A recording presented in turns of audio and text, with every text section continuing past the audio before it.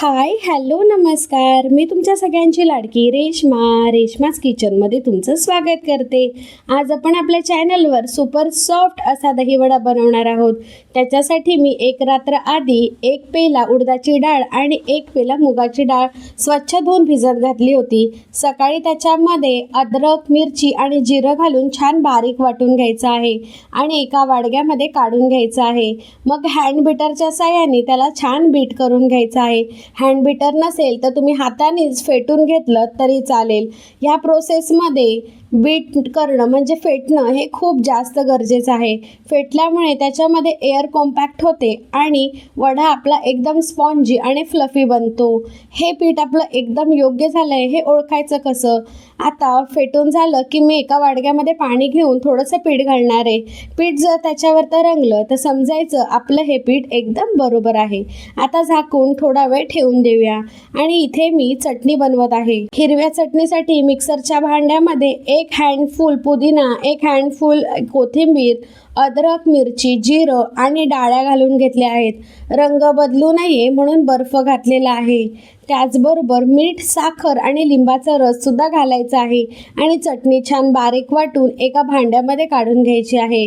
त्याचबरोबर आपल्याला इथे खजुराचीही चटणी बनवायची आहे.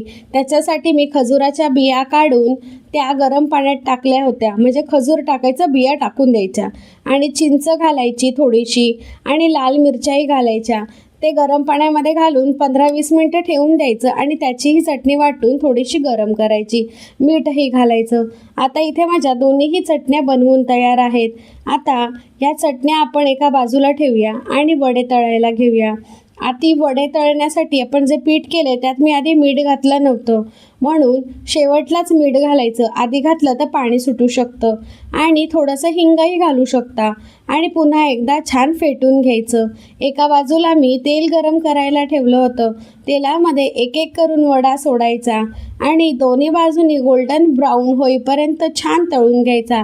गॅसची फ्लेम ही मिडियमच ठेवायचे. तळून झाले की हे वडे आपण हिंगाच्या पाण्यामध्ये घालणार आहोत. पाणी म्हणजे वाडग्यामध्ये पाणी घ्यायचं, त्यात हिंग आणि थोडंसं मीठ घालायचं. वडे 10 मिनटं त्या पाण्यात ठेवायचे म्हणजे ते अजूनच फुलतात. मग सर्व करण्यासाठी ते हाताने पिळून घ्यायचे आणि त्याच्यावर दही, चटणी, शेव, डाळिंबाचे दाणे सगळं घालून छानपैकी सर्व करायचं. अशा प्रकारे ही आपले दहीवडे बनवून तयार आहेत. तुम्हाला ही रेसिपी कशी वाटली ती नक्की कमेंट करून सांगा. रेश्माज होम किचन या यूट्यूब चॅनलला नक्की सबस्क्राईब करा, लाईक करा, शेअर करा, कमेंट करा आणि माझ्या व्हिडिओत पाहत राहा. Thank you so much. आता पुन्हा भेटूया एका नवीन